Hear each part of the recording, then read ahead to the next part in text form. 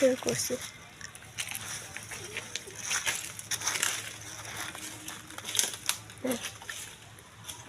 এটা হচ্ছে আব্বার কবর। আব্বার কবরের সব থেকে পছন্দনীয় জিনিস হচ্ছে এটা ফুলের গাছটা।